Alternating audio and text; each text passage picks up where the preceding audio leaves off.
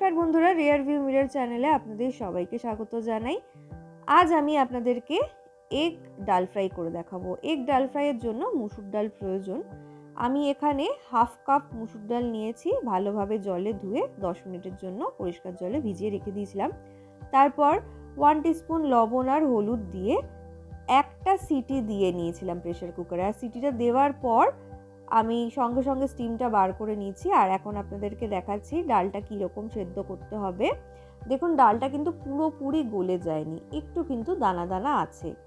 এই রকমই কনসিস্টেন্সিতে সেদ্ধ কিন্তু করতে হবে, তাহলে ডালটা খেতে খুব ভালো লাগে।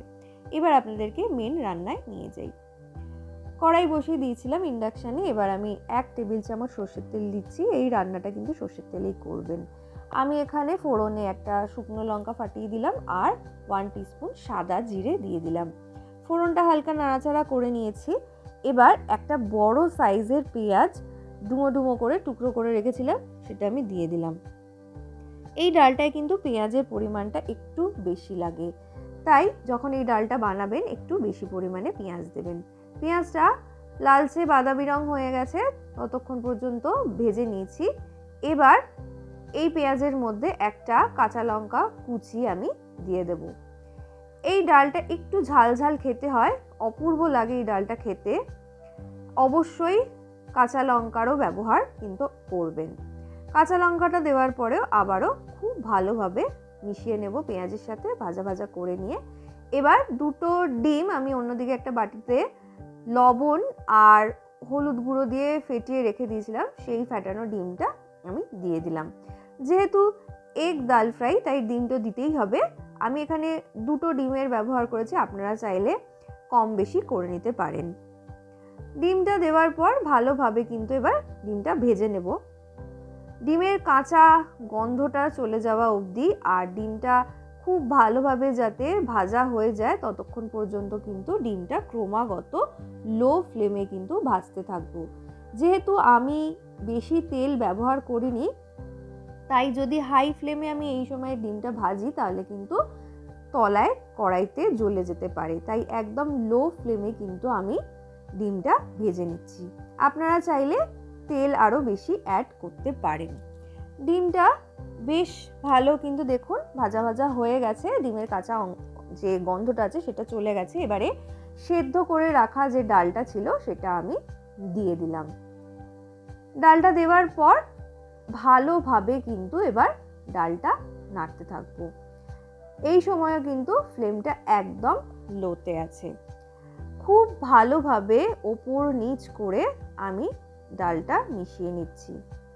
হাই ফ্লেমে কিন্তু একদমই করিনি, নাহলে কিন্তু ডালটা পুরো তলা থেকে ধরে যাবে। আমার কিন্তু মোটামুটি ভালোভাবে ডিমের সাথে মেশানো হয়ে গেছে। এবার আমি এতে একটা উপকরণ মেশাবো, সেটা হচ্ছে 1 টেবিল চামচ চিনি।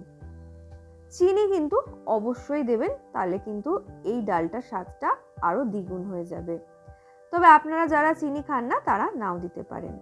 আর আমি দেব ভাজা জিরে গুঁড়ো 1/2 টিস্পুন। এবার ভালোভাবে ওপর নিচ করে ডালের সাথে মিশিয়ে নেব। এই সময় আস্তে করে কিন্তু ফ্লেমটা আপনারা বাড়িয়ে দিতে পারেন, তবে আমি কিন্তু লো ফ্লেমেই করেছি। আমি যেহেতু ইন্ডাকশনে করছি তাই আমি ফ্লেমটা লোতেই রেখেছি। আপনারা যদি গ্যাসে করেন তাহলে কিন্তু আপনারা এই সময় ফ্লেমটা মিডিয়াম করে দিতে পারেন। ভালোভাবে সমস্ত উপকরণগুলো মিশিয়ে নিয়ে এবার আমি একটু কিছুক্ষণের জন্য ফুটতে দেব।